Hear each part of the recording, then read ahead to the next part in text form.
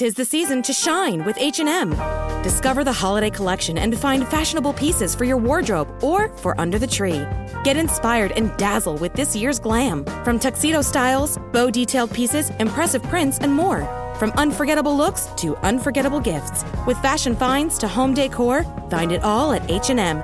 Treat your loved ones and yourself this season. Shop in-store or at hm.com.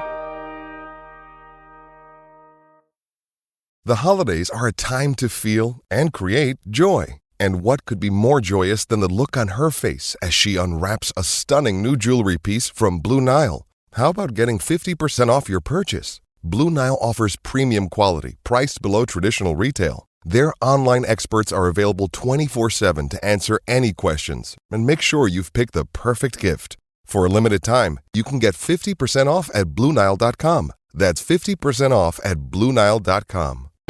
It's Saturday and the game is on. 10 minutes in, it's 3-0.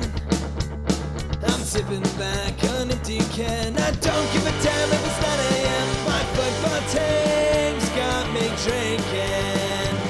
My football team's got me drinking. My football team's got me drinking. Give me beer or whiskey, wine or gin. Anything to shake this mood I'm in. My football team's got me drinking. Back at it again with another shade of blue. I am very excited. Personally, I'm very excited that it's week 1. I've been trying to get the studio here a little more amped up about it. We're on like the 8th take of trying to get us excited. Hey, I am pumped up. It's about freaking time. 5 months almost between competitive games for Sporting Kansas City. Jeez. Good God. That's wild. We're not used to that kind of thing. No, we are not. It's been like a decade since it's been that long. So that song you are listening to right now is My Football Team's Got Me Drinking by the Vanden Arms. We're very appreciative of those guys. They have reunited, I hear, right, Thad? Yeah, they're back together and they're performing and they will be in Kansas City on St. Patrick's Day. All right, Vanden Arms. And we are the Blue Testament. My name is Cody Bradley.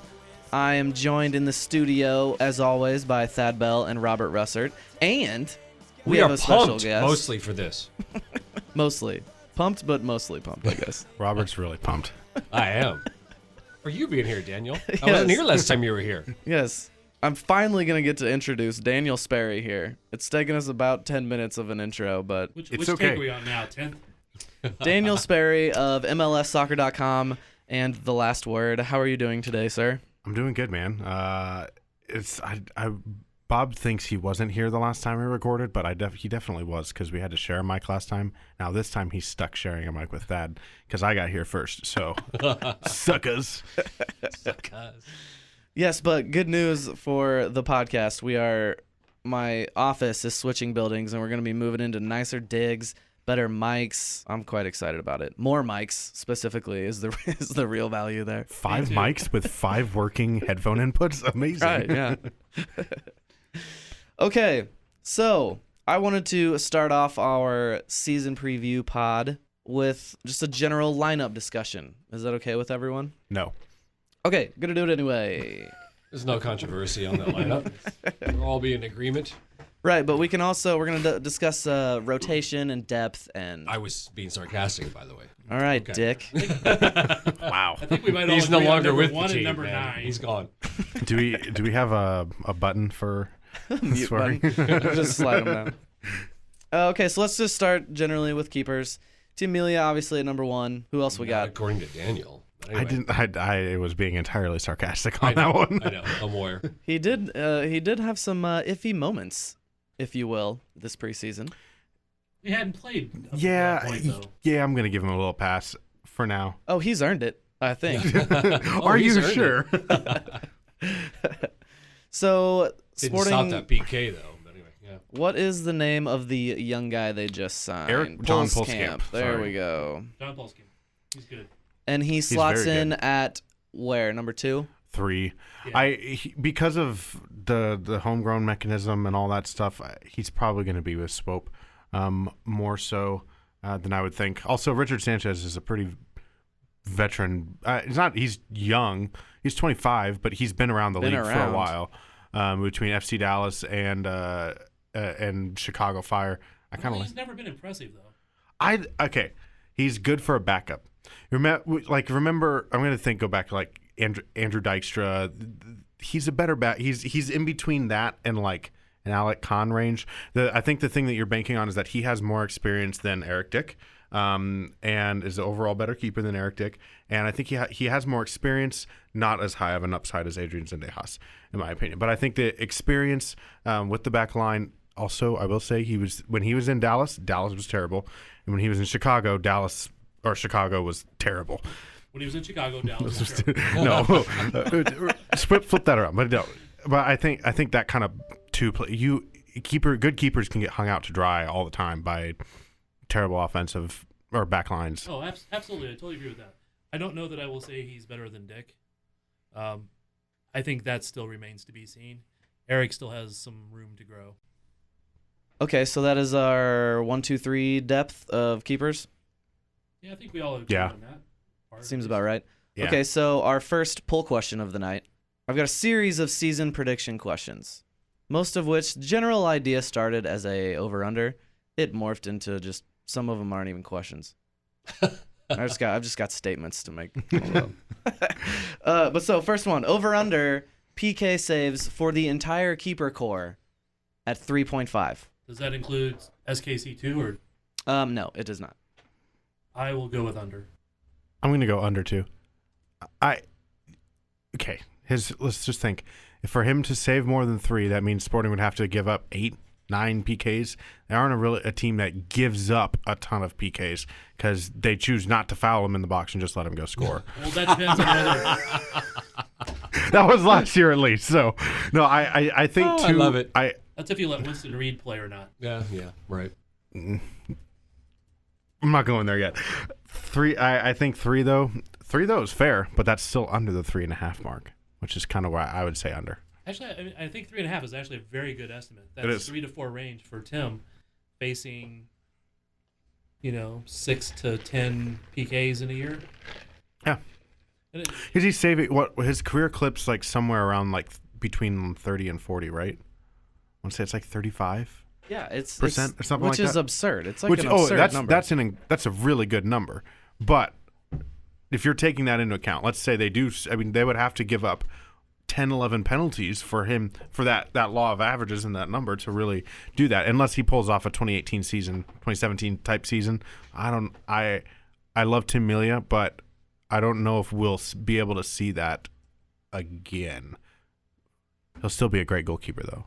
He just won't be that good. That was elite 2 years. That probably it's hard to match that. And maybe as the level of quality in the league grows, the level of quality of PK takers may grow as well. So yeah, but it all comes down to research too. Mm-hmm. It does. It really does. And Tim and his goalkeeping team does a fantastic. The goalkeeping coach, they are very, very good. Usually, I feel like this too, and you can correct me if I'm wrong on this, but I feel like even when he doesn't make the save, he still goes the right way. Yeah, but what about the new rule for PKs for keepers? Which one? You don't think it'll make a difference? I don't. What explain this rule to me? All right. Well, if you go on the BlueTestament.com. Oh, Plug.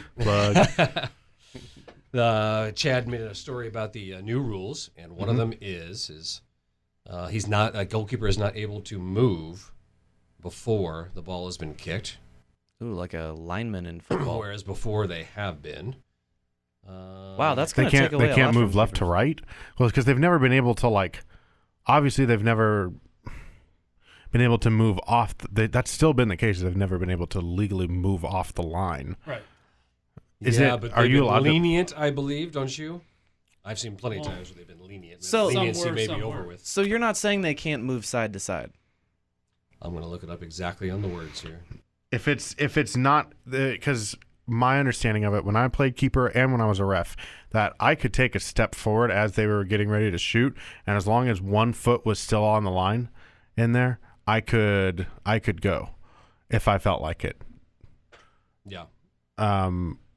Where now, if it's you have to keep both feet on the line until the ball's hit, I see that being a bit of a reactionary difference, but sometimes people just make terrible penalty kicks. Yes, they True do. that. Yes, they do.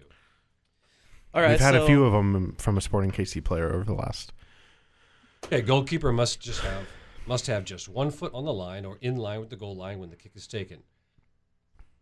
I don't think. I don't think that's a different. I don't think rule. that's much It different. says that they cannot be moving or shaking at the point when the PK is taken. So there's no more of this That's right as the interesting. players in their run up. No, Which just for the hand listener, waving. People for can't the see you. listener, I'm moving my hands, flailing them. And the goalkeeper is not allowed to touch the goalposts, the crossbar, or the nets. or So in FIFA, moving or when you make your shaking at the keeper point when in the PK is FIFA, taken. when you make your keeper do the wiggle while the opponent is trying to take a And no A more penalty kick. no You more can't do that in Tim real life. Tim Krul banging on the crossbar and making all the Yes. noise, and that's kind of fun. I'm taking that away from not that I'm one to defend keepers, but All right, that's too long on keepers, I think. yeah, we need to move forward. here. screw keepers. All right, defense. Typical Cody attitude. All right, let's hear your back line, Sperry. from left to right. It's Martins, Beasler, Puncec, and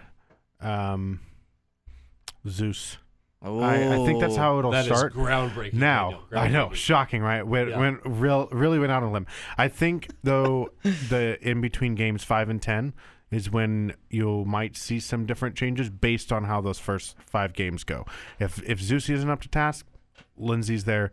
If Puncec isn't up to the task, you still have Winston Reed, who is getting healthy, who certainly I would expect to get a shot at some point, and you have Botan Barat, who is still a pretty solid center back in this league.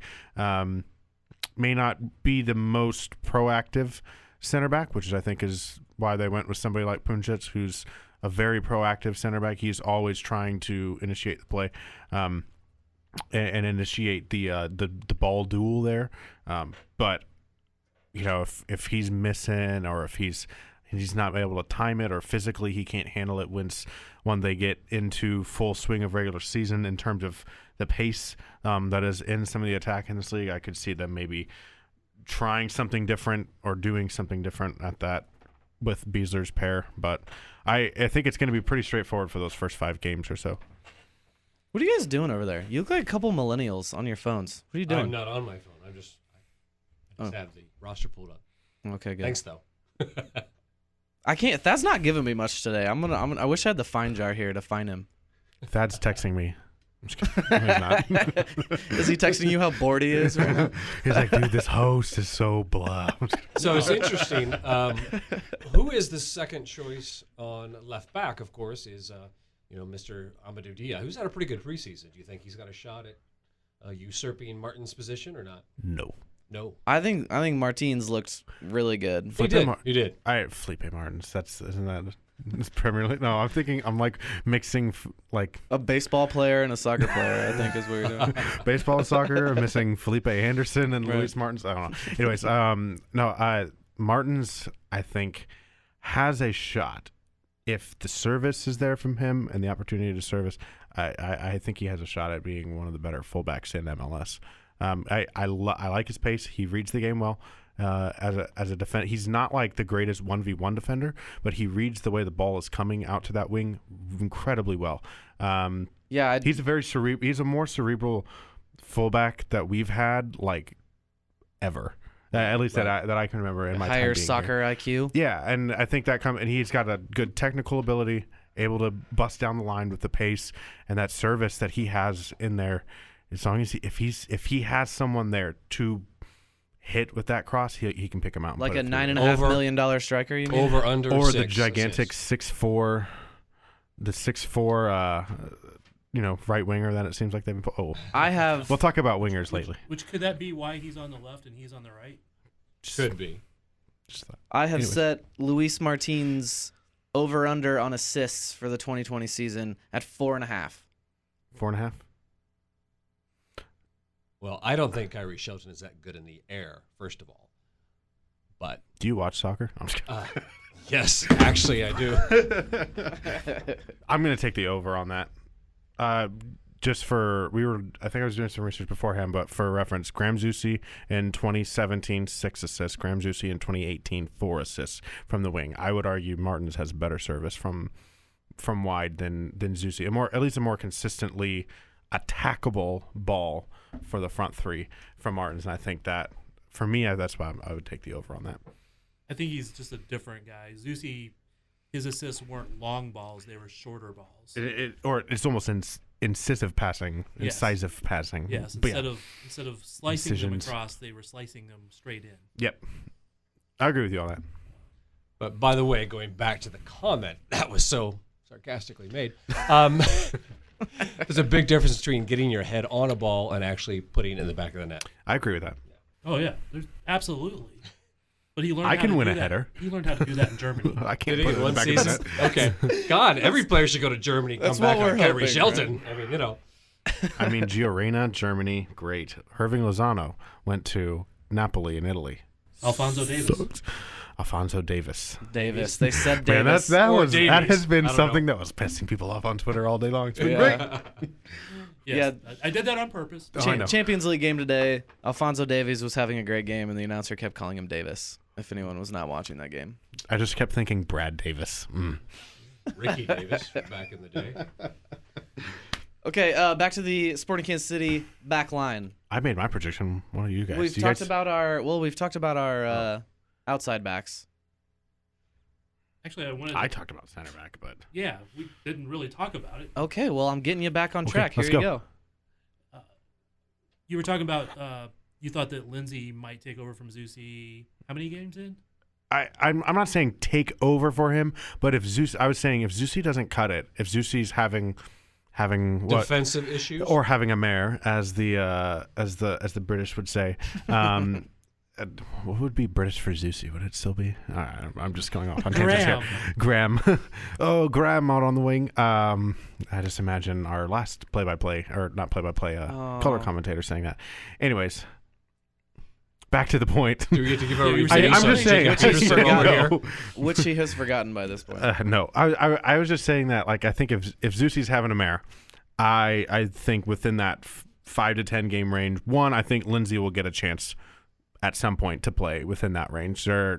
Vermes has talked multiple times in interviews about giving the players, young players like Lindsay and Busio, more minutes and giving them a chance to go in games where he may not think that instead of trying to put them in a position to succeed, he's just going to throw them out there because at some point they've got to do it. It's almost like a sink or swim with them.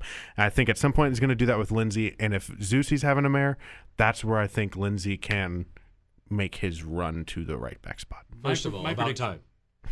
My prediction on that is Open Cup. Lindsay goes into Open Cup, shines, he wins the job. You can shine against Des Moines Menace, but are you going to shine against It's just against Stoke on a rainy Thursday night or something like that? What's the saying? Rainy? Stoke on a rainy Tuesday. I Right, think is Stoke what- on a rainy I don't know Tuesday. if that's what that was. Yeah, but it'll only be one game that's against the Des Moines team. Yeah, Second that's game true. will be against MLS. Who coined Agree, I'm that? with you on Who that. gets credit for that saying? The Stokes? I have no idea. It was some On British a rainy dude. day in Stoke. That's It what was it is. it was somebody saying on a rainy night it was like, Yeah. can Messi do it on a rainy night in Stoke, or Yeah, some arrogant British BBC person said that one time. Okay, so we're rooting for Jalen Lindsay to take over, right? Don't we? Do we want that to happen? At That'd be some- good for the team if that happened this year, wouldn't it? Probably. I don't know. I wouldn't want to say that I'm rooting for it because I like Zeus. I know, Right. but So Agreed. it's not that. It's I want the best person out there at all times, whether it's the old guy, the young guy, or the middle guy. right. But I don't wouldn't care. it be better for this team long term if Lindsay Yeah, and I think that commanded control of it? and it shows that they can develop a player from their academy and fully integrate them into the first team, which Well, I think is something that they kind of want to prove. Let's just hope that Vermes Really is want- sincere in really his want to thought prove. that you relayed, Daniel. Let's just hope he is. Okay, center backs. Botan, when will he play this year? Is he going to be just an Open Cup player? No, somebody's going to pick up an injury. I mean that's to me that's just the way it's going to go. Someone's going to pick up an injury. Someone's going to fall out of form. Someone's going to have to play in. The days of having Beasler and Ike out there for 34 games or as close to that as possible are gone. Someone's going to have to pick up minutes. I think I would be shocked if Botan got less than like 800 minutes this year. So the question is, to me, do you feel better about our center back core than you did in October of last year? And we can judge that by the poll question.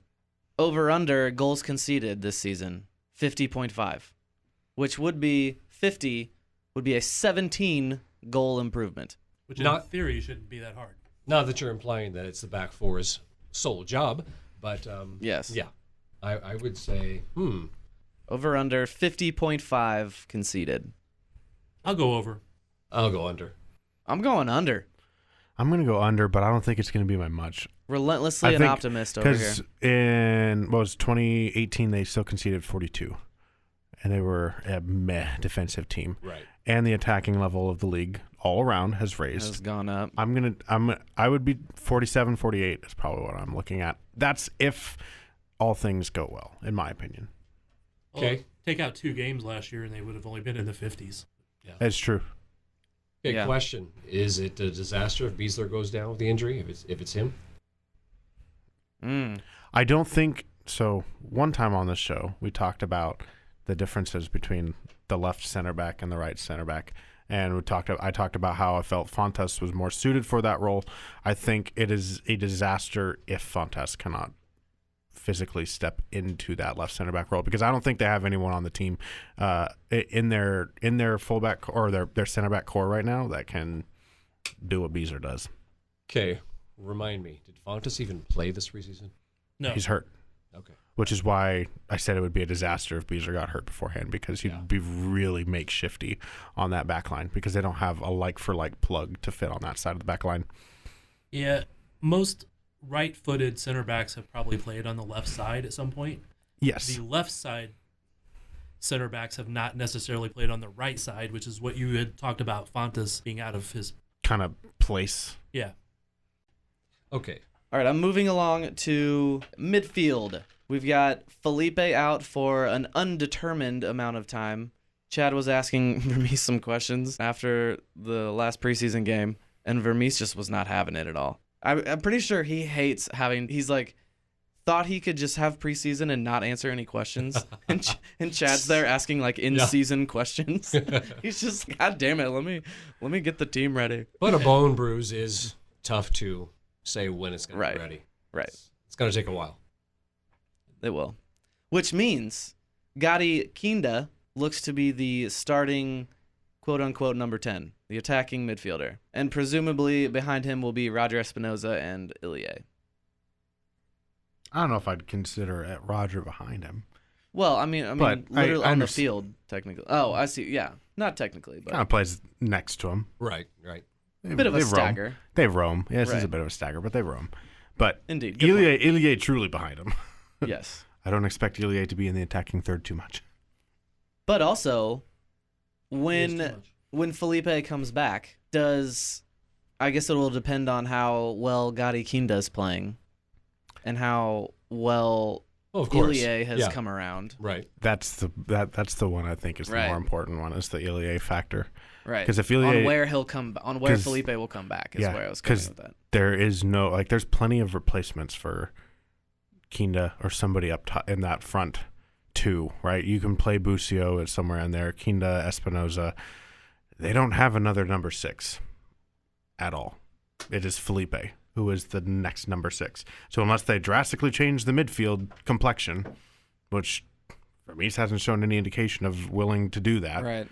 they either bring somebody in or it's Felipe when he comes back. Yeah, and we could also see what he did last year. Ilie on the bench and Felipe at the 6, and then just after halftime or at halftime, he brings on Ilie. I do think it's very funny, though, that it would be really funny if the year that Felipe Gutierrez gets the 10 jersey, he becomes the team's permanent number 6. Yeah. Yeah. I forgot about that. That would be pretty good.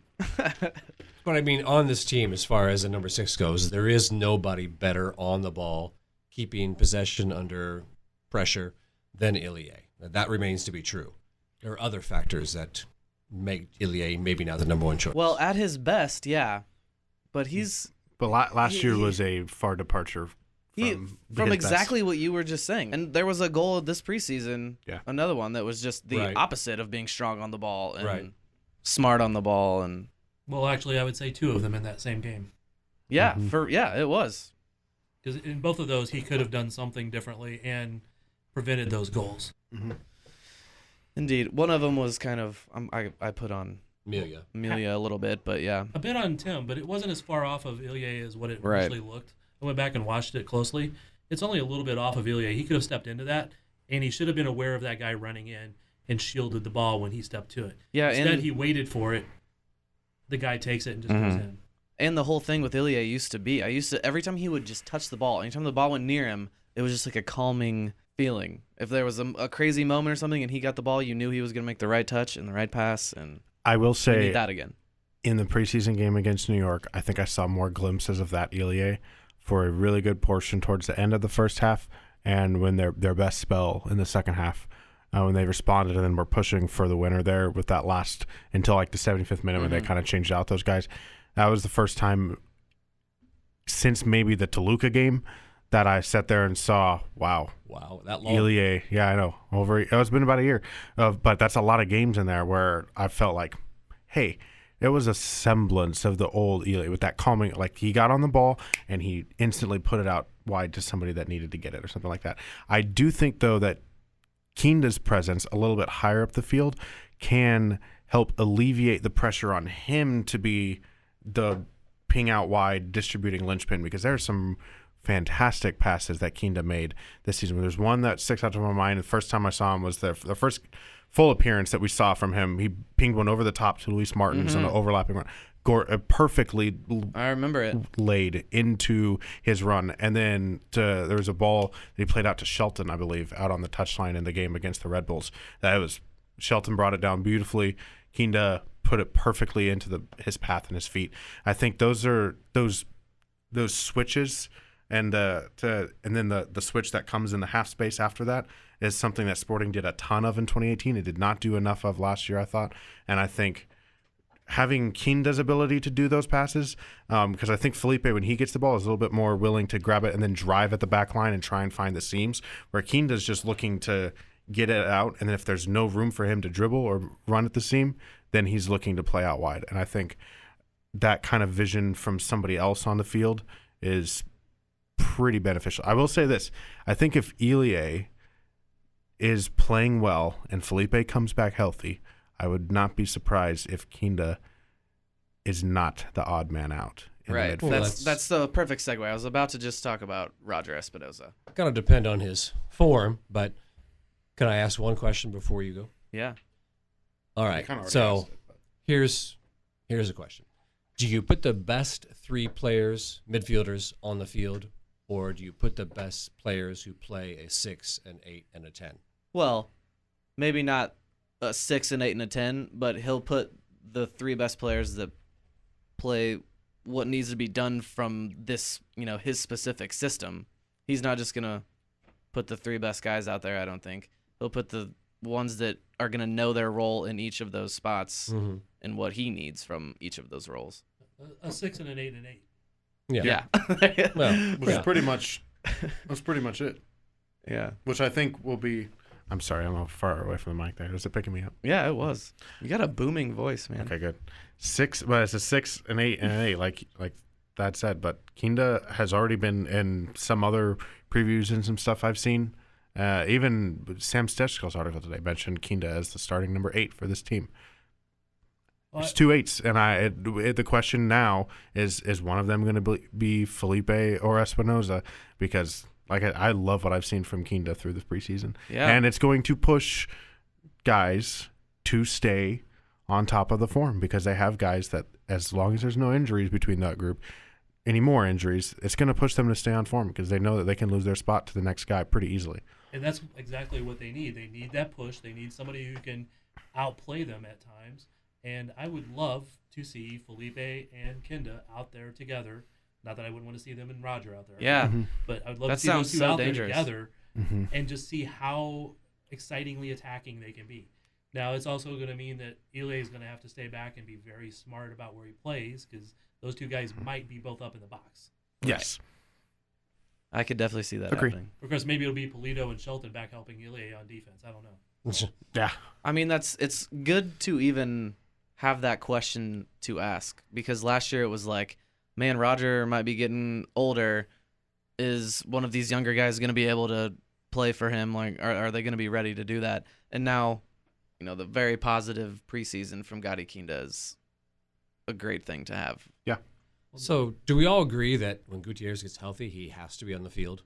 That Yes. he's Yes. the best pure Absolutely. soccer player in our midfield? Just Yes. on the team, period. Okay. Thank you. Until Polito sets the world on fire, yes, Felipe is our best player. Yeah. Probably that the team has ever had. I don't think I'd refer to him as the best pure soccer player, but he's the best person that we have to put on the field. Yeah. Right. But speaking of Roger Espinoza, we didn't talk about him the way I wanted to. But a question I have for him, an over-under. Roger red cards in 2020. I'm putting it at 1.5. He'll get one under. He's got to at least get one, right? Has Oh, he he's definitely. has he gone a season without? I'll go with 2, and that's 1 every 5 games he plays. Over. I think that's a pretty easy over for me. If you had said it at 3, I would have, 2.5, something like that. I might have. Shallowy 3. No. So He's good for 1, but 2016 he had he got 2. 1 out of the way. 2017 1. 2018 1. 2019 3. It's a frustrating year. He did. It's right in that range, man. I'm saying under. I'll say over still. I often feel like his red cards are like he's just doing his job. I think two There are times reds, I think they're harsh, and so I think yeah, sometimes they are, but I think 2 of those Reds will be coming off the bench and just hammering somebody that deserves it. yeah. Beckerman. Roger versus Beckerman. Roger's going to leave Classic. one last cleat imprint on Beckerman when he gets a chance. Well, yeah. Duh. We've talked about midfield. We really haven't talked about Busio that much. Not as much as we should, right? No. How many minutes will Busio get this year, Sperry? It depends. I think he's going to be. He better If all- run the Open Cup. If all goes well, he should be getting over 1,000 minutes in MLS, pretty easily. Who are I- you subbing him for, or who are you starting him over? Injuries play a role in that as well. You do have Felipe, who at times has picked up injuries. Every single year, he's picked up an injury at some point or suspension. International duty. Busio's kind of at a point where he's either with the U20s or he's going to be with the senior national team. And I think some of the U20s have been aiming a little bit younger. And I wouldn't be surprised. I could still see him being in there, which is crazy because we're like, oh, yeah, he's just a baby because he's really just 17 years old. But he still has some time for he'll turn 18 this summer or this May, right? Yeah. I'm still stuck on senior national team, but okay. Yeah. Hey, that's the only 2 possibilities anymore. And I'm just The thinking U23, he could be with the Olympic team. Oh yeah. he could. Are the Olympics going to happen? Like, Right. there's a lot of question marks on Yeah, that. we're Maybe we actually can discussing that on the way in. That may not even happen, but the qualifying will happen. The qualifying will happen. I could see him playing a role in that. But we're also talking Felipe, very easy potential for international call-ups. Kinda is at some point probably going to start fitting into the Israeli. I wouldn't be surprised if he starts fitting into the Israeli national team picture. I don't know who is on the Israeli national team, but Gadi Kinda seems pretty good. I don't know if there's many Israelis that are as good as him. So Yeah. I'm not saying he's like the best Israeli ever, but just saying, there's like there was already talks before he was coming over here of that being a possibility. So I think if he shows well, there's possibility for that. There's possibility for Felipe. I think there's minutes in there. Yeah, there's for him. there's some minutes for Busio for sure. And I think, again, I go back to the Lindsay thing that I talked about earlier. Vermes said multiple times this offseason, knowing what they were trying to go get in terms of players in that team, that they still believe they have a plan for Busio and how they want to do it. And he talked a lot of, he said he wants to be able to, where in the past that they've maybe said, oh, this guy physically may not do well in this matchup. Well, how is he ever going to learn how to do well in a game where he might be out physiqued if he doesn't get a chance to play in it and learn how to do that?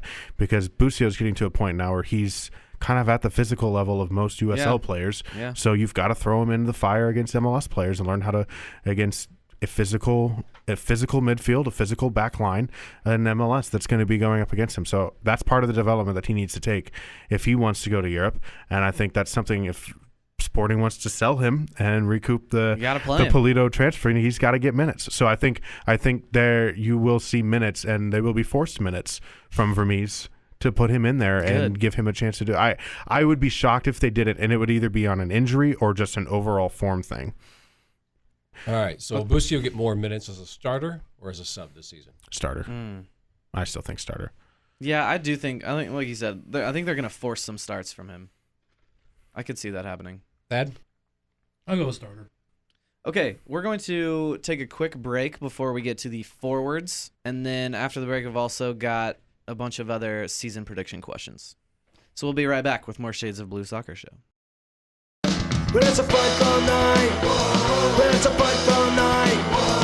We can gather all our friends all around the tomb. That's not a better thing to do. But it's a football night. But it's a football night.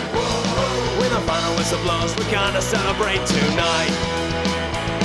When the final whistle blows, we're gonna celebrate tonight. When the final whistle blows, you know we're gonna feel alright. All right, moving along to the forwards in our lineup discussion. This could get heavy because there are a lot of options, guys. And That's why we reserved like one whole segment for this, right? Right. Yeah, and I had to stop a conversation that was starting before I hit record. So, you want to just continue that one? No, you should just hit record without us knowing it. Yeah, I did that a couple times, and it didn't work out. We weren't as charming as I thought we would be. All right, so, is Khiry Shelton getting time in the preseason on right wing? For what purpose? I'm curious. What do you guys think? I think there's a lot of reasons. All right, Daniel, spew. He looked fast. Sperry. What?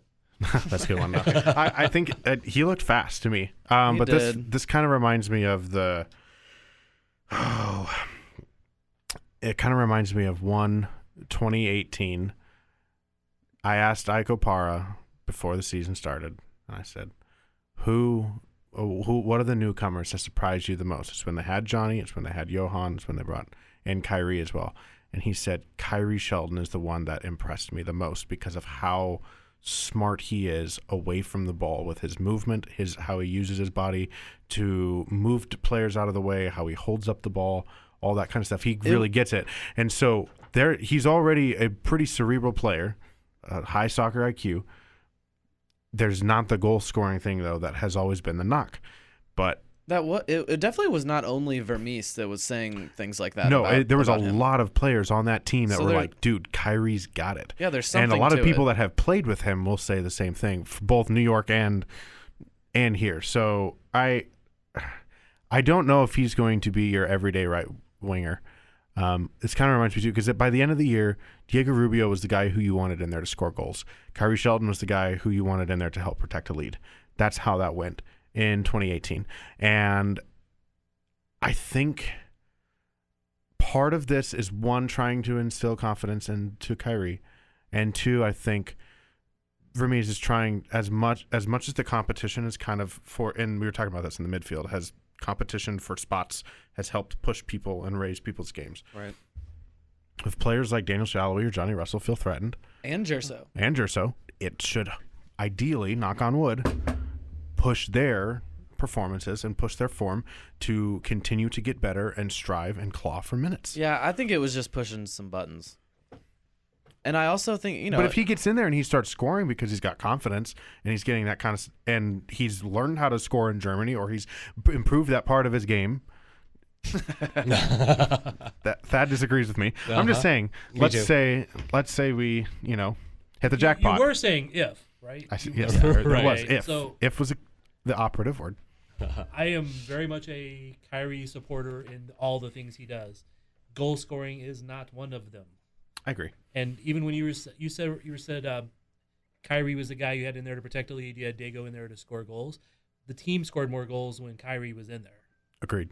Now Diego, if you needed a last minute goal, he was the guy to go get it. So it was almost like it wasn't that Sheldon was there to protect leads, even though we kind of thought that for a long time that's the way it could work. but the team played better with him in there because he did all the other little things that opened up Johnny and Jerso and Shallowy, But now- and Johnny. Yes. And Felipe. But now Polito's that guy pulling the strings. So Kyrie's got to learn to do that somewhere else. I don't know. In the long run, I don't know if they can sacrifice the goal-scoring prospects of Johnny Russell if they already have somebody in the middle of the field doing that, which is why I don't necessarily think Khiry on the right wing is a long-term It's thing. not. But who knows? Maybe Peter Vermes listens to this in the first 10 games. Is Khiry Shelton starting right winger just to hammer Just to a point piss home? off the pundits. Well, I think he'll get some minutes because I think it's him and Johnny there. But you're right. We can't sacrifice Johnny's goal-scoring ability. From the right side. Exactly. That And- part is key. And I think you're right somewhat about Shelton being there and inspiring Russell. Russell is the kind of guy to me who that's going to piss him off. Yeah. Even if it's somebody he knows he's better than, it's still going to piss him off. He's too competitive to not let that motivate him. Yeah. I don't. And it when I think of Jerso, it seems like the opposite of that. It seems like Jerso could take a mental hit from being that odd man out instead of it lighting a fire under his ass. Actually, I disagree. Yeah, because last year. I hope so. I think last year was the opposite. Yeah. 2018, Jerso disappeared when Shallowy took over. And when he came in, he was fast but worthless. Right. Last year, Jerso was actually one of the best players on Sporting most of the year. Breaking down people 1v1, yeah. putting in dangerous crosses. And getting really, really close and then losing the ball. You But can't. he played the ball to a lot of people who should have scored or got shots. There are so many chances. Now, I will say this. I looked at his expected assists versus his actual assists, and there's not a gigantic difference. However, I'm not sure I buy expected goals and expected assists. I'm not sure I buy expected assists as much as I buy expected goals. As a legitimate idea of chance That's creation. much more Of chance creation. much more That's- subjective. That's been banging that drum for a long time of Jerso should have had way more assists had Oh, yeah, there I- been someone that can score goals in I there. agree with that. If anybody in the center forward spot could have scored a goal in the last half of the year, Jerso would have had way more assists. Yeah. Indeed. But isn't it pretty clear that it's Russell and Shelton on the right and Jerso and Shallowy on the left? That's the way it's going to be, and everybody's going to get minutes. I mean, according to Thad, you can throw in Busio. You can throw in Outside Busio. chance. You can throw in Busio. You can also throw Shelton into the center forward spot. You could. Which we haven't talked about at all. Well, hold on. I'm not done with the left wing yet. Oh So we should get to. We need to talk about Danny Boy. Yeah, we got to do it. Okay. I mean, so Jerso is the assumed starting left wing. It's got to be, right? No. No, I wouldn't. So who is? I You're think starting it's Shallowy? I think it's Daniel. Again, confidence play to start the year and give him a shot. I think He needs a turnaround chance. the question that I asked to And some Vermes magic. on I can't remember if it was a conference call or something I did for an article recently. It was the last article I did for MLSsoccer.com. I asked him, I said, what does he need to do to regain his 2018 form? And Vermes told me that he thinks he's already done it because he thinks that the mentality and the work ethic that Daniel came into camp with I read that will article. help. Will help that he's got the natural finishing ability. He does. He just couldn't, for whatever reason, things happened last year. Mental block, a struggle. And Daniel, I think for the first time, and talking to him, when I talked to him for that article too, it was one of the first times that Daniel was not that he was ever like arrogant before, but it was never his questions or my questions about him getting back to form and him scoring goals and how does he feel about himself this season. Every single thing for the first time in a long time from him was deflected back towards the team and how he fit into the team and how he wanted to help the team win. And he didn't really care about how many goals he scored as long as we were winning. And if it was me scoring goals, fine. That kind of stuff from Shallowy, that's the first time I've heard that from him, which I think that mental maturity in part of that, I think last year humbled him a bit. And I think he came in ready to work. And he came in not thinking, wow, this is my year. I'm going to get off to Europe after this year and score a bunch of goals and be one of the best players in the league. He says, okay, now I've really got to make my efforts here because last year was not good. I think there's been some maturation on the part of Daniel Shallowy, which I think will help boost the goals. What do you think? Yeah, I would probably agree. Go ahead, Oh, I think he showed early in the season that he is a different player. He did put some goals away. I know it was against weaker competition. But, no, I definitely FC agree. Cincinnati is MLS competition, boys. Yeah, thank you. Barely. But Phoenix was better than Cincinnati. it's true. All right, so what do we think of Hurtado as a backup center forward to Polito? He is the guy you bring in just to kill time at the end of the game. He's the guy who just comes in and runs and runs and runs and kills time. More so than Shelton? Yes. Shelton combines with other people. Shelton does lots of other little things and makes runs and pulls people off and opens up spaces for other people. Hurtado runs at people. And you can he's the perfect kind of dude that he's bulky and he is fast enough that you put him on for 10 minutes at the end of the game to run, protect a lead. All you got to do is play that ball and try and get it over the back of whatever center back is there as teams are throwing numbers forward. And Hurtado's onto it. And he showed last year when he got into open space, he put the ball away. He did it against Minnesota, did it against Seattle. But, well, I will say the game states maybe didn't offer him that type of play except for those few times that he got that play, which was the Seattle game. So I think he had a few other opportunities, but he did put them away a couple times. Yeah, that's what he needs to do. Because if he scores 4 goals in 400 minutes off the bench next year, that's huge. That's a huge shot in the arm and goals that they weren't getting last year. He did it in the Champions League too. And he would have people calling for him to start. Yeah, not for us. But I don't know about that. He did, but not for us. If he scored on that average 4 goals in 400 minutes, people would want him to start. I agree. But if Alan Polito's banging in 15 goals, 20 goals, I think let's people stop there. Cody, what questions do you have about that? Well, How do you want to prompt us? Come on. So, we can start off that conversation with the over-under on Alan Polito goals. I'm putting it at 13.5. But before we have that discussion, shouldn't we talk about his preseason? Daniel, let's get a fresh perspective, Daniel. What is your perspective? Having watched his preseason, you don't like my over-under? Whoa. So Bob comes in here and he goes, okay, what's the question to prompt us with? Okay, hold on. Before we answer that question. And then I asked the question. Let's actually get to the talking point, which we were trying to get to 10 seconds before that. I can't work in good conditions like this. This is brilliant. 13.5, gentlemen. I think you need a beer, Cody. I definitely need a beer or something stronger. Now, someone answer my question. What's some Rieger's whiskey, maybe? Wait, can we get sponsored? Yeah, really. Okay, still waiting.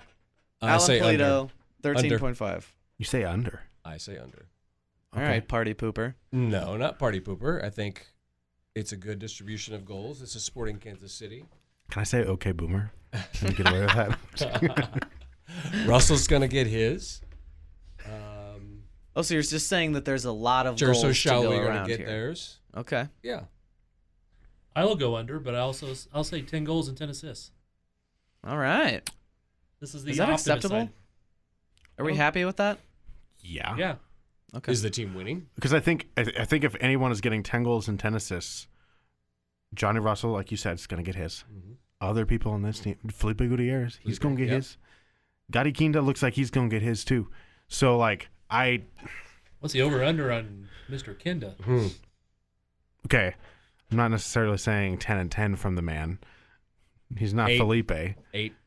If he combines for more, if he can combine for 10 goal actions or more, I think that's a huge success. Rogers, one of Rogers' best seasons was 12 goal actions from him in 2018. 3 assists, 9 assists, 3 goals in MLS. That was one of in the center midfield role. That's been his best full season. 2018, right? 2018, yeah. And you know who most of those assists were to? Johnny Russell. Daniel. They were to Daniel. Over half of his assists were to Daniel, if I remember correctly. Mm-hmm. Because he switches fields well and isolates Mm-hmm. Daniel. And that's what I'm just going to say. Gadi Kinda switches fields well, too. Mm-hmm. That's why I think he's more a logical. A lot of people are like, oh, he's a 10. He's a more logical fit for Roger Espinoza if Father Time catches up with Roger, in my opinion, then maybe completely swapping him out for Felipe. But we're not talking about Back the to midfield Polito. anymore. No, I'm going to take the over on Polito, actually. But I don't think it's going to be by much. I'm of the belief that I think 15 with the penalty. I think he's going to be the penalty kick taker far and away. Golden Boot in Liga MX last year was 18 goals, and 8 of them were penalty kicks. I think 8 out of the 18 were penalty and kicks. 4 of them came in the last 2 games or something like that as well. Yeah, I mean, but Sporting our team last year, they got a ton of penalty kicks, and they missed a ton of penalty kicks. And you give him those types of chances, I think he's going to at least get 15. I think the run of play will give him opportunities to put stuff away, which can put him close to 15. But I'm more with Thad, though, on that 10 assist number, I think, is however many dishes, because Polito can play that final ball, however many dishes Polito gets, I think will be the determining factor, because that means other people around him are scoring enough for them to be. Okay, so did we see enough in preseason to say that he's going to score, though? Thank you, Thad. there we go. That's a good segue. Because as Mike says, that was already on his timeline, basically calling Polito a bust. Someone after seeing the preseason calling Polito a bust. Just for that person who may be listening, do we think Polito is a bust after the preseason, guys? I think that's a incredibly strong word. So no, he's not a bust. No, he showed some good stuff, but his hesitation in front of goal, that didn't speak natural goal scorer to me. Yeah, it doesn't make me worry, but it, didn't Doesn't give you exactly. It confidence didn't. either. It didn't give you confidence. Yeah. A bust is extremely, extremely premature. Okay? Is there concern? Yes. Is it panic? No. Is it a bust? Not yet. I'd Not also yet. argue. I was trying to keep it in simple words. I'll yet. say this: how many minutes did he get with Johnny Russell on the field? Right. With the full front three on the field together, what we think would be the starting front three of Russell, Shallowy, and Polito, he got about 30 minutes of that in the second half when Shallowy came on of the Red Bull game. Shallowy came on in the Red Bull game. Russell was on the right wing at that point when I think Shelton was still in the game at that point, but so still really haven't gotten minutes of what we would expect to be that. I still think for a guy like him who's coming into, it's not like Shelton where he just knows the system and knows how everything works with this team and you can just plug him in and go. I think Shelton still needed time to really kind of come into his own and find the patterns in the game. That Chicago game I was at did not instill much confidence in me from Shelton, and it took a couple of performances after that for us to realize how necessary Shelton was. And a lot of people are kind of like, well, he's not doing much. And then we kind of saw things. We saw the combinations come into play, and then we were like, oh, okay, this is why they got him in. I think it's going to take a little bit of time like that for Polito, and for the love of God, wait until the 10th regular season game to declare a dude a bust. Oh, yeah. People were declaring P.D. Martinez a bust last year, and he still had almost 15 goal actions. Yeah. Like the dude's almost 20, actually. Sorry, he was like 8 and 10 or something like that. To me, if you had the expectation that Polito was going to come in here and score 25 goals, you were crazy. If you had the People will have that They will. expectation because of the $9.5 million. but they've got to understand. Well, to me, that's I don't want to call people out too much, but to me, that's an uneducated idea of what, one, the number 9 needs to do inside this system, and two, what you should expect out of basically the same thing. But what Polito's skill set is not 25 goals just going to tear you up 1v1. That's not him. That doesn't fit Sporting system either. What he does fit Sporting system, and I think what Sporting system truly fits right now is a striker who is the complete guy. 10, 15 goals, 10 assists.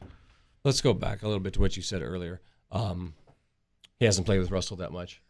Hasn't played with Gutierrez at all. No. Him and Kinda are already making a connection. Mm-hmm. So I think you get those three in the field. They have the soccer IQ. They know where Polito's going to want the ball. I think Gutierrez is going to be the one that benefits the most and be the happiest, is because he hasn't had a forward like this to play to yet. Yeah. In my opinion. And And- I think that combination is really going to blossom when they get the time. I agree. I look at Polito as a Shelton who can score. Pretty much. He can do all the stuff that Shelton did that benefited the team in 2018. but he can also finish. Mhm. If he can do even remotely that, it's a positive. Yeah. The best thing that can happen is he scores Friday night in Vancouver. No matter how the goal is scored, that's the best thing that can happen. Well, let's hope it's on Saturday when the game. Oh, is it Saturday? Sorry, I was thinking Friday. I want the season to start. His wife might be unhappy if he scores Friday night. All right, that's a good one. Good bet. Okay. So does that wrap up? Is there a forward discussion that we're missing? No. I think we've covered it. Tyler Freeman. We spent almost as much time on Eric Hurtado that we did Alan Polito. Yeah. I think we've exhausted Tyler Freeman. If he plays 80 MLS minutes, I think that's great for his development trajectory, and that's it on that. Like Yep. he's got to get in he USL. needs a ton of minutes. Yes, he does. With SKC2. Mm-hmm. He probably will. He's he's the 1 year behind Busio kind of pattern. I might argue he's probably a year and a half, but Yes. yeah. Okay, so Agreed. I've got a bunch of other season Let's do 'em. preview questions Let's here. do 'em. I'm sure they'll spark some sort of discussion. I I'm hope. coming out strong here.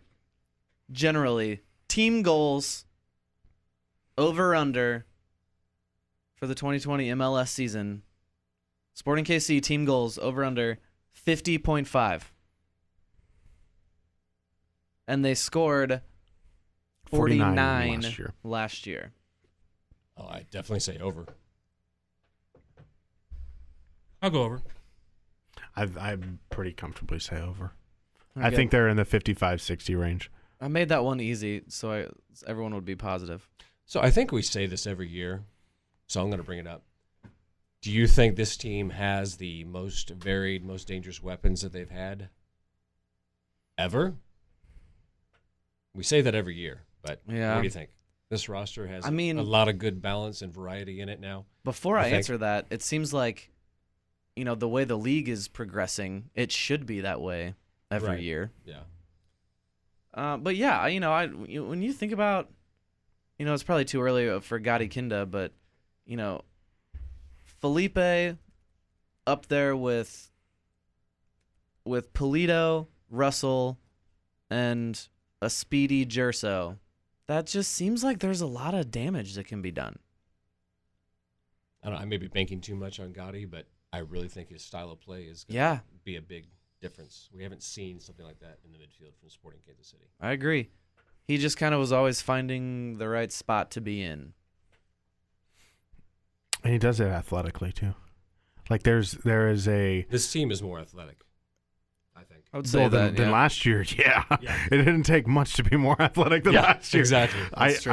I'd argue I don't know if there's a team as athletic as them in maybe 2017 or 2018. I think those 2 years to me were just far and away one of the fastest and one of the more athletic teams I've seen from Sporting. But I will say interesting. There was an interview Vermes did, and he talked about Sporting Fit for the first time in a long time. And it made me think, I haven't heard Sporting Fit out of Vermes in a long time, and because he stopped using it before I started covering them. So that's one of the first times I've heard him, and I think it's really interesting. I think that stylistically they're reverting back past earlier than 2018. I would agree. So 2018 was like the ultimate of possession style. 2019 was the attempt to be ultimate possession style and fail. And I think it's going to revert back to more of a 2017, 2016 where they still want to possess. They still want to dominate, but it's going to be more speed, more pressure, more physical. Yeah, they have the players to press. And it's hard to see that in some of the preseason stuff with mixed lineups and not everybody being sporting fit and All that fun stuff. Not really game planning out the opponent because you're just Oh, of playing course them in not. 3 days. And Yeah. who cares if it's Phoenix or Salt Lake, Along those same Not lines, much of a difference anyways, but Along those same lines, another over-under. Number of times Vermes says, if we weren't creating chances, I would be worried. Love that question. I think that was mine. that was Thad's. You should I put that at 1.5. It was at least 3 times last season, right? Oh, that had to be more. So if you think we're It was better like, on it was like offense, three times a press conference. Right. if you think the team is better on offense this year, Yes. Yeah. Yeah, 1.5 per what? That's I don't know, per day. 1.5 per week sounds fair. Yeah. Because inevitably someone's going to ask that question if they have a game where they don't score or they have a rough patch. Exactly. Couple he's games gonna have where to- they only get one goal. He's going to have to repeat that in every stinking interview he does.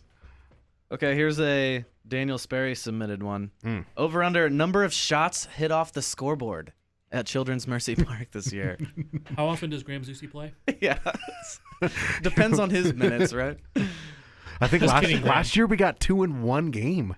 I believe it was Graham and Elie, or it was either Graham and Elie or Graham and Seth. Like both fullbacks were like, "Let's have a go from a corner." And I feel like I boom. remember Seth with like one of the worst shots I had ever seen. So I definitely think Seth was one of those I people. will say it doesn't take. I mean, you can get under it, yes, but if you're trying to go for Bastian Schweinsteiger, Thunder Bastard kind of a thing, and you get under it a little bit, you're gonna smash the scoreboard. Well, I think Zuzi's been trying to recreate that left-footed bomb from 2018 that was just so beautiful and sweet, but he just hasn't gotten there again.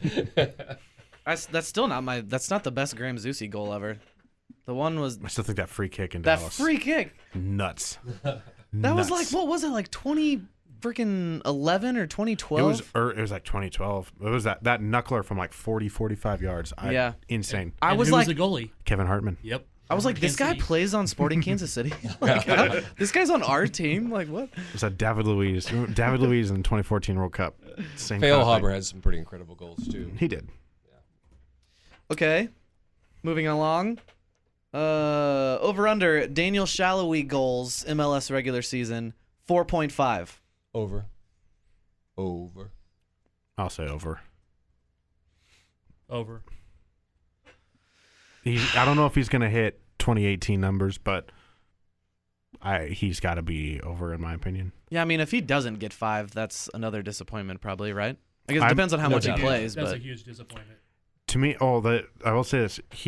A curious number for me too from Shallowy is in 2010. Not 2010. Gosh.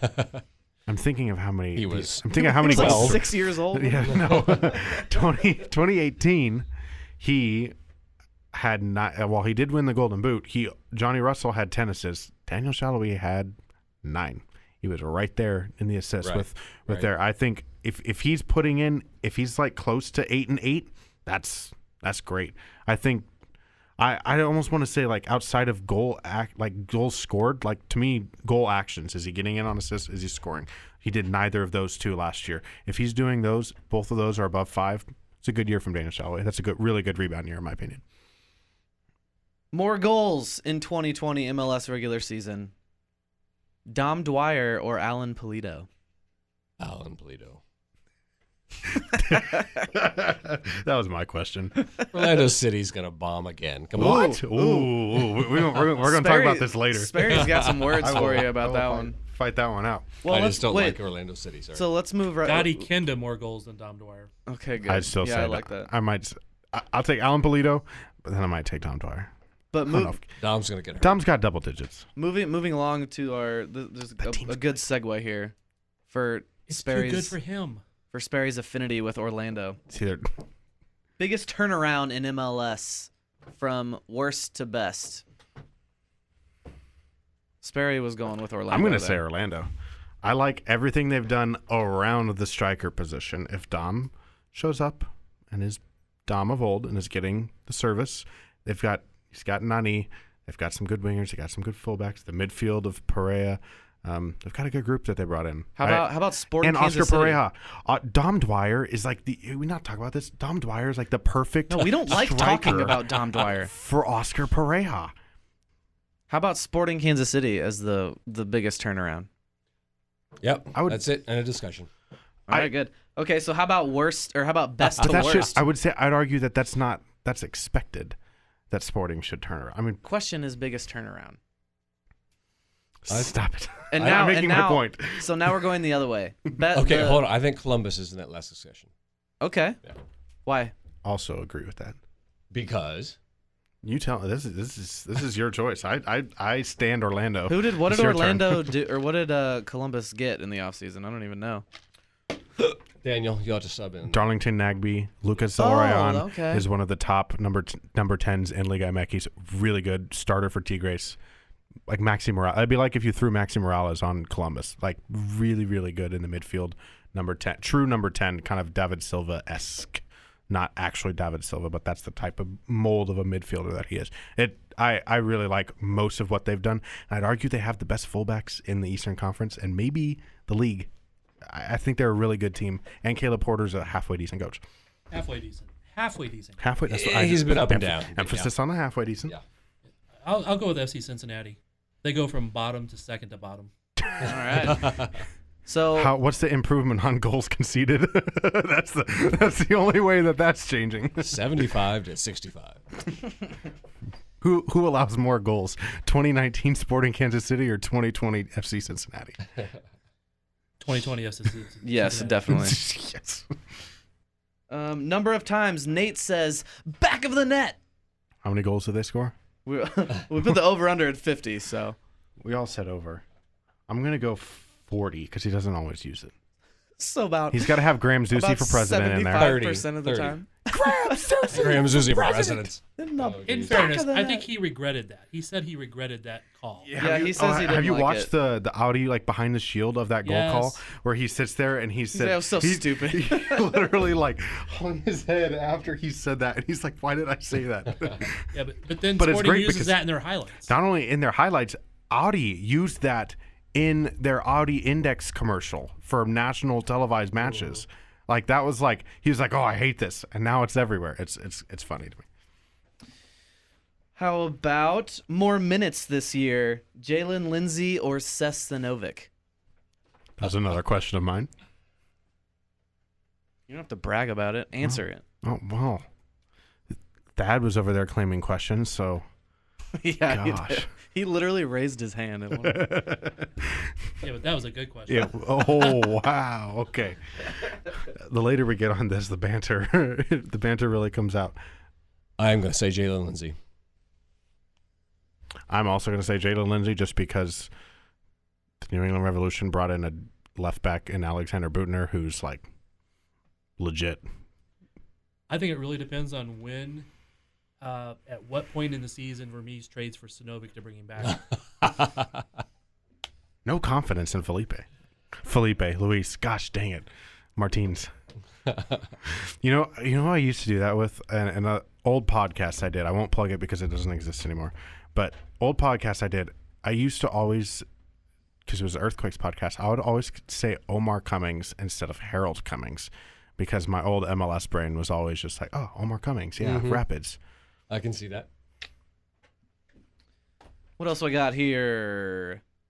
Who finishes higher, Sporting Kansas City or Seattle Sounders? Sounders.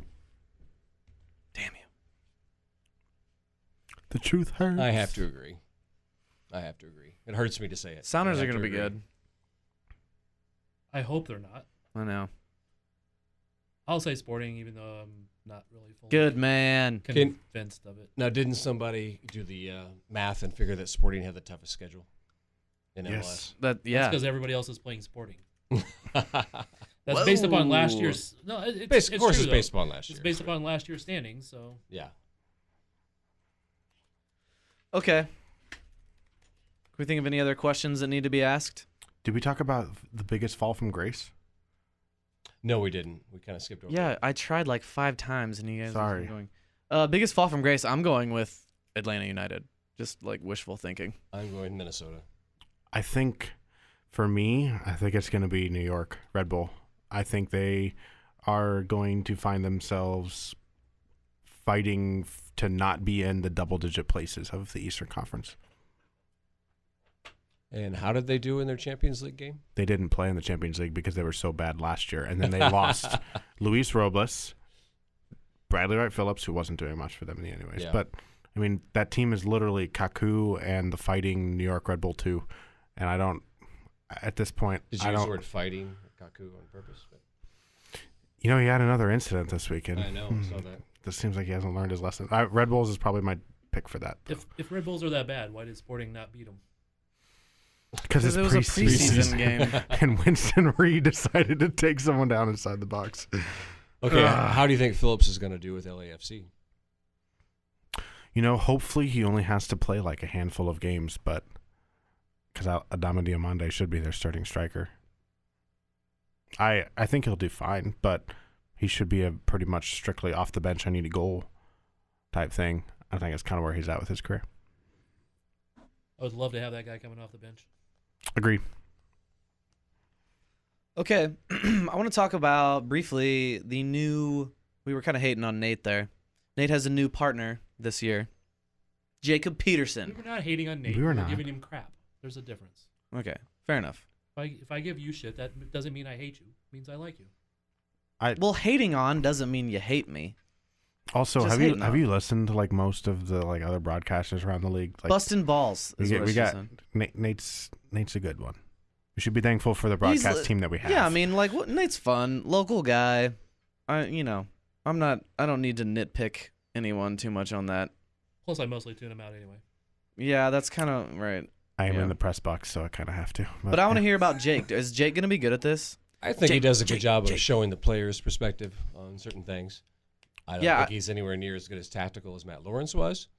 But, That's probably true. He But gives some good insight. His inside knowledge of the team and the system, I think, and the league is going to be really good. The Yeah, league, I think he helps provide more accurate perspective of the MLS, league, yeah. which I think for me, is more than somebody saying, "Oh, well, in England we did this."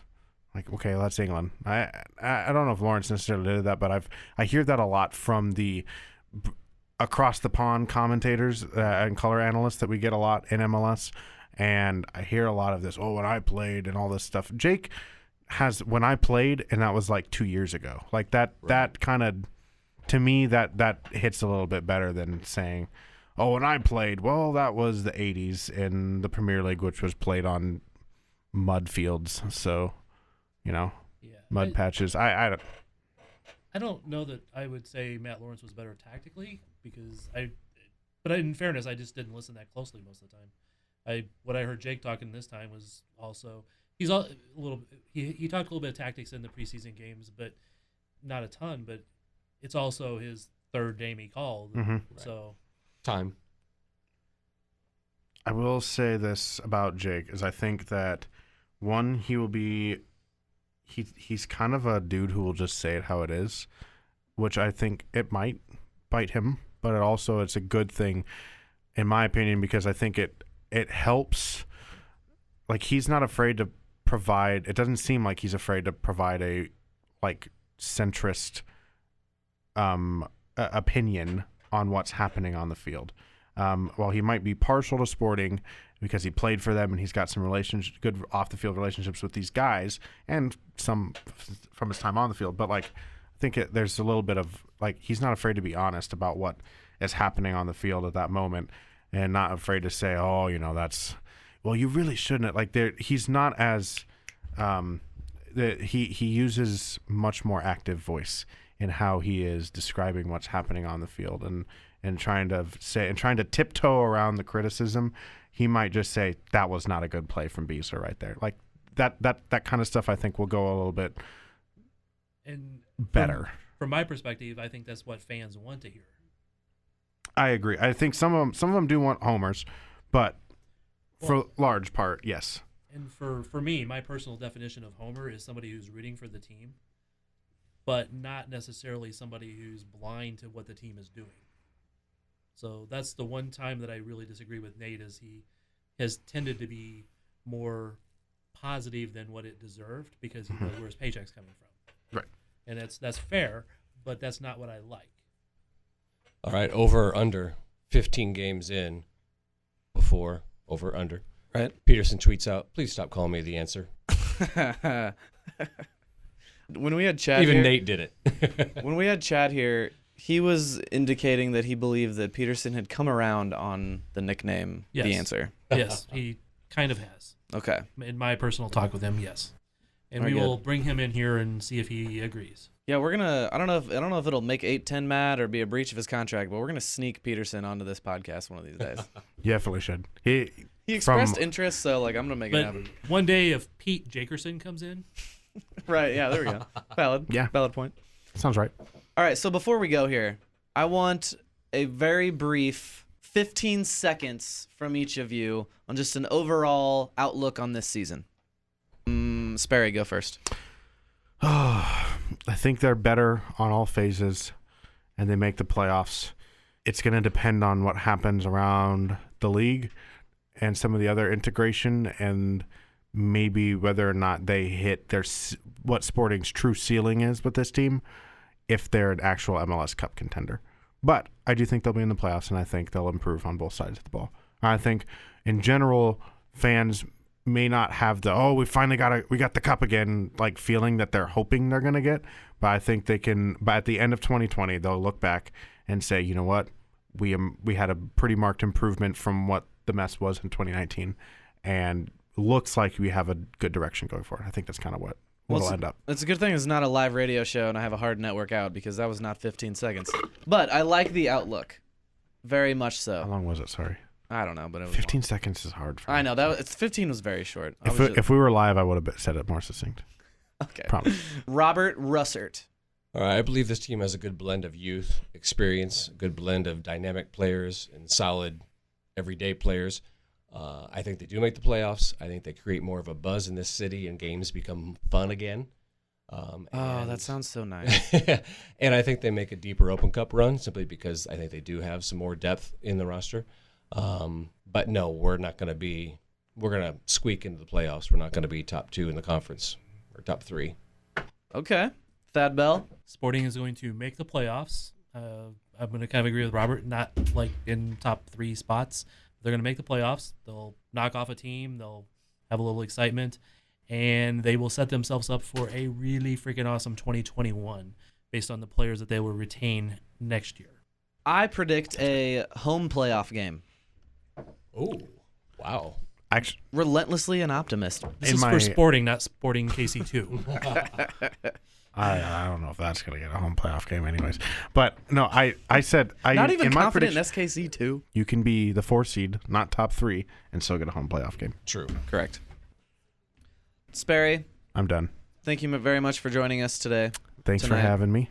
I'm gonna invite you a lot. Okay. Just for moving closer to where you live. Yeah.